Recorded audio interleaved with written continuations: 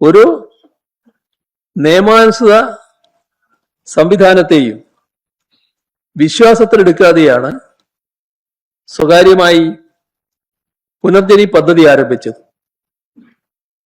ഇതിനായി കോടിക്കണക്കിന് രൂപയുടെ ഫണ്ട് സമാഹരിച്ചു എന്നതാണ് വിജിലൻസ് അന്വേഷണത്തിൽ വ്യക്തമായത്. ഒട്ടും സുതാര്യതയില്ലാതെ നടത്തിയ ഈ ഫണ്ട് സമാഹരണത്തിൽ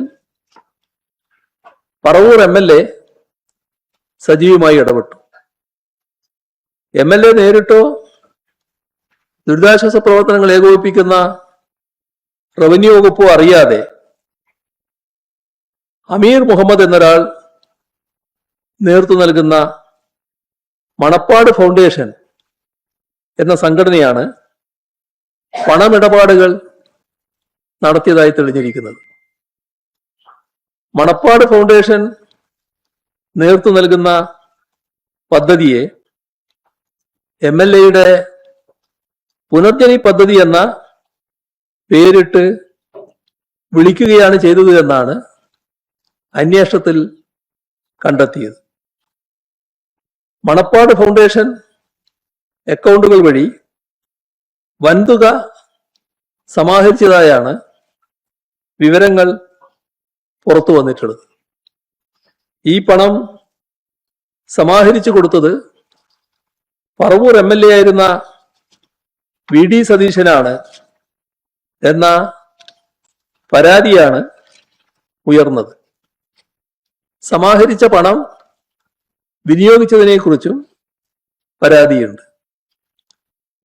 ലണ്ടനിലെ ബക്കിംഗ്ഹാമിൽ VD സതീശൻ ധനസമാഹരണത്തിനായി യോഗം വിളിച്ചുകൂട്ടി. അഭ്യർത്ഥന നടത്തുന്നതിന്റെ വീഡിയോകൾ പുറത്തു വന്നിട്ടുണ്ട്. സ്വന്തം മണ്ഡലത്തിൽ പ്രളയ പുനരധിവാസ പ്രവർത്തനങ്ങൾക്ക് MLA സമാഹരിക്കുന്ന ഫണ്ട് മണപ്പാട്ട് ഫൗണ്ടേഷന്റെ അക്കൗണ്ടിൽ എത്തുന്നതും അവർ ചെലവഴിക്കുന്നതിൻ്റെയും അടിസ്ഥാനം എന്ത് എന്ന് വ്യക്തമാവേണ്ടതുണ്ട്. ഇക്കാര്യങ്ങളിൽ സുതാര്യത ആവശ്യമില്ലെന്ന് VD സതീശൻ തീരുമാനിച്ചത് എന്തുകൊണ്ടാണ്?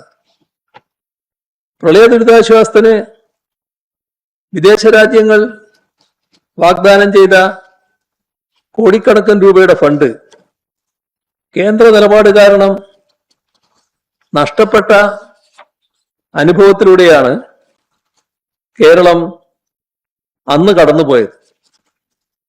മാത്രമല്ല, പ്രവാസി മലയാളികളടക്കം വാഗ്ദാനം ചെയ്ത പ്രളയ ദുരിതാശ്വാസ ഫണ്ട് സമാഹരണവുമായി ബന്ധപ്പെട്ട് മന്ത്രിമാർക്ക് വിദേശത്ത് പോകാൻ ആ ഘട്ടത്തിൽ അനുമതി ലഭിച്ചിരുന്നില്ല. ഈ ഘട്ടത്തിലാണ് സ്വകാര്യ സന്ദർശനത്തിനായി ബഹുമാനപ്പെട്ട സതീശൻ ലണ്ടനിൽ പോയത്. പ്രളയ ദുരിതാശ്വാസ ഫണ്ട് സമാഹരിക്കുക എന്ന ഒരു ഉദ്ദേശം യാത്രക്കുള്ളതായി കേന്ദ്ര സർക്കാരിനെയോ സ്പീക്കറെയോ അറിയിച്ചിരുന്നുമില്ല.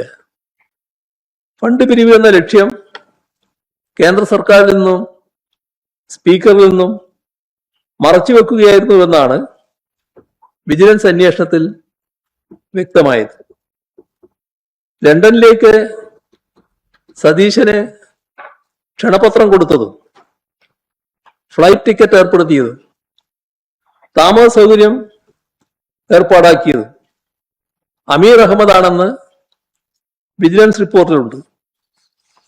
വിദേശത്ത് സ്വകാര്യ സന്ദർശനത്തിനിടയിൽ MLA പ്രളയത്തിന്റെ പേരിൽ ഫണ്ട് പിരിച്ചത് സംശയാസ്പദമായി തുടരുകയാണ്. ഇതെല്ലാം വസ്തുതാപരമാണെന്ന് വിജിലൻസ് പ്രാഥമിക അന്വേഷണത്തിൽ കണ്ടെത്തി. FCRA ലംഘനമുണ്ടെന്നും വിജിലൻസ് അഭിപ്രായപ്പെട്ടു. പ്രഥമദൃഷ്ട്യാ ഗുരുതരമായ ആരോപണങ്ങളും കുറ്റങ്ങളും നിലനിൽക്കുന്ന സാഹചര്യം ചൂണ്ടിക്കാട്ടിയാണ് കേന്ദ്ര ഏജൻസികളുടെ അന്വേഷണം ശുപാർശ ചെയ്തുകൊണ്ട് വിജിലൻസ് 2025 സർക്കാരിന് റിപ്പോർട്ട് നൽകിയത്. പക്ഷേ ഞങ്ങള് രാഷ്ട്രീയ വൈരനിര്യാതനത്തിനൊന്നും തയ്യാറായിരുന്നില്ല. രാഷ്ട്രീയ ഉദ്ദേശമാണ് ഉണ്ടായിരുന്നെങ്കിൽ അന്ന് തന്നെ CBI അന്വേഷണത്തിന് ഉത്തരവിടാമായിരുന്നു. കൂടുതൽ കാര്യങ്ങൾ അന്വേഷിച്ച് വ്യക്തത വരുത്തി തീരുമാനമെടുക്കാം എന്ന നിലപാടാണ് ഞങ്ങൾ സ്വീകരിച്ചത്. ഇത് ഗുരുതരമായൊരു കേസാണ്. അങ്ങനെയുള്ളൊരു കേസ് നിസ്സാരമായി തേച്ചുമായ്ച്ചു കളയാനാണ് ഇപ്പോൾ തീരുമാനിച്ചിരിക്കുന്നത്. മുഖ്യമന്ത്രിക്കെതിരായ കേസ് അദ്ദേഹത്തിന് കീഴിലുള്ള ആഭ്യന്തരമന്ത്രി തന്നെ അവസാനിപ്പിച്ചിരിക്കുകയാണ്. കേസ് അവസാനിക്കുന്നതിന് മുൻപ് പരാതിക്കാരന് ഒരു നോട്ടീസെങ്കിലും കൊടുത്തോ? മന്ത്രിസഭ തീരുമാനമുണ്ടോ?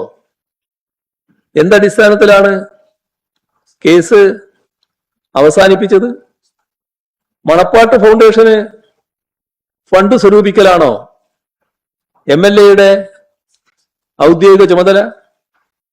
എന്തുകൊണ്ട് സർക്കാർ തദ്ദേശ ഭരണ സംവിധാനങ്ങൾക്ക് അസ്പൃശ്യത കൽപ്പിച്ചു? സുതാര്യമല്ലാതെ ഫണ്ട് കൈകാര്യം ചെയ്ത് ഗൗരവമല്ലേ? നിയമപരമായും ധാർമ്മികമായും ഇത് വിശദീകരിക്കാനുള്ള ബാധ്യതയില്ലേ?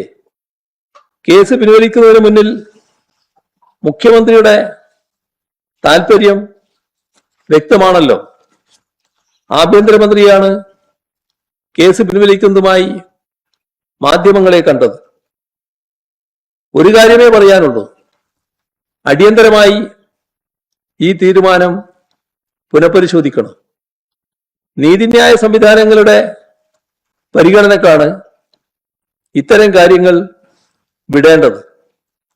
അവരാണ് കുറ്റാരോപിതരെ കുറ്റവിമുക്തമാക്കേണ്ടത്. മുഖ്യമന്ത്രിയും ആഭ്യന്തരമന്ത്രിയും വ്യക്തിപരമായി തീരുമാനിക്കേണ്ട ഒന്നല്ല ഇത്. കേസ് അവസാനിപ്പിക്കാനുള്ള തീരുമാനം പിൻവലിച്ച് നിഷ്പക്ഷമായ അന്വേഷണം നടത്തുകയാണ് വേണ്ടത്.